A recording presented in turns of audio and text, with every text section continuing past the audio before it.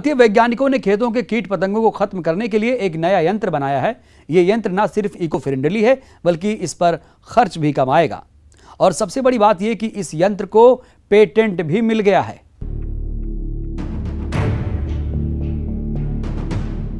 कुछ महीनों पहले टिड्डियों का खतरा कई राज्यों पर मंडरा रहा था और हजारों किसान इस मुसीबत से न सिर्फ परेशान थे बल्कि उन्हें काफी नुकसान भी उठाना पड़ा था।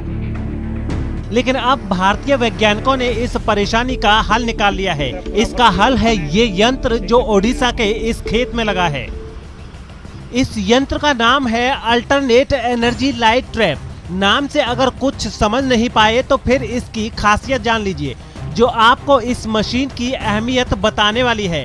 रात के अंधेरे में ये यंत्र पहले खेतों में रोशन होकर सभी कीट पतंगों को अपनी ओर आकर्षित करता है और फिर उन कीटों को खत्म कर देता है। लाइट ट्रैप से हम लोग 70 से 80% जो होता है आपका जो बीटल है, हम उसको अट्रैक्ट कर लेते हैं और उसको मार देते हैं। इस यंत्र को कटक में ICAR की नेशनल राइट्स रिसर्च इंस्टीट्यूट ने विकसित किया है और ये सौर ऊर्जा से चलता है, जिसकी वजह से इसके रख रखाव में भी कम खर्च की बात कही जा रही है। साथ ही इस यंत्र में फंसकर मारे गए कीट पतंगों का इस्तेमाल किसान फिश और पोल्ट्री फीड के तौर पर भी कर सकते हैं।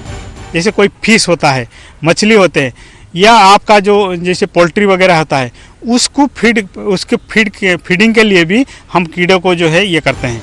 दरअसल पूरी दुनिया में ये अपनी तरह का एक नायाब यंत्र है, इसलिए इस यंत्र को पेटेंट भी मिल गया है। जब पेटेंट इसको ये किया जाता है वो पूरे वर्ल्ड वाइड इन्वेंशन देखा जाता है।